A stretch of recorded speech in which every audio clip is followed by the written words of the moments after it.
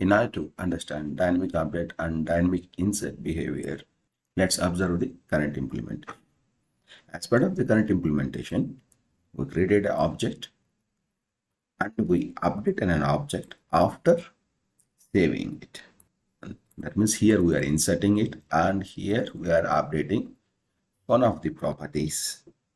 So let's see the generated and executed queries. So let's run the application. Maximize the console.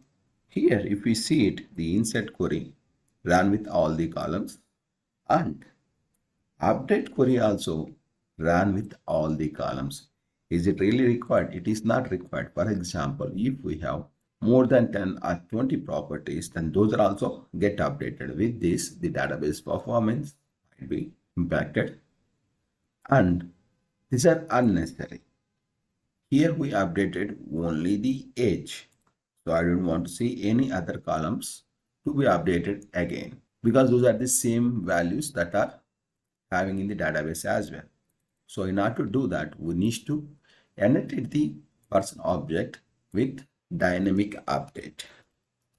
So when I say the dynamic update, we are marking the entity that in this entity object, we need to update only the modified properties to the database, not all the properties of the person object. In our case, we have updated only the age property and we have not changed any of other properties. So in this case, I'm expecting only age to be updated, not all other columns. So let's say all the files and run the application. Maximize the console. If we observe the insert query with all the properties, but the update object with only the age which we have modified. So with this one, even though we have hundreds of properties and we are updating the properties at the database only which are modified. Now we look at the insert query.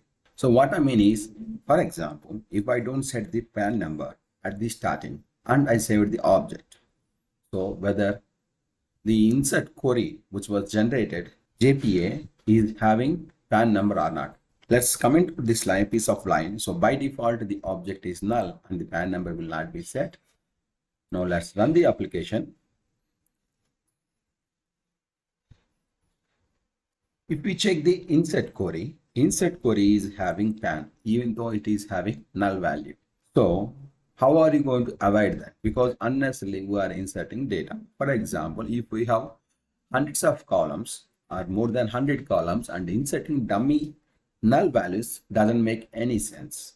By default, the database considers as a null. How can we achieve this? All we need to do is we need to add another annotation, which is dynamic insert.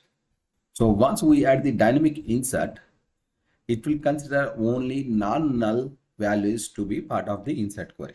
Let's run the application. Now, if we check the insert query doesn't have PAN. We have all other columns, but the PAN number is not part of it. So this is what we are expecting. If any non-null value, then we don't want to insert it. And what about the primitive data types? In this case, age. Even though we have taken out the initial value for the age or any of the primitive data types, the insert would consider them because the primitive data types will be having default value. In this case, age will be having 0. So how can I ensure it? Just I removed the initialization value. And let me comment out the update code also. Now when we fetch the data, then the age would be having 0 because integer, the default value is 0. So that's the reason age with initialized with 0 and it is not null. So that's the reason dynamic insert query considers age also as part of the insert.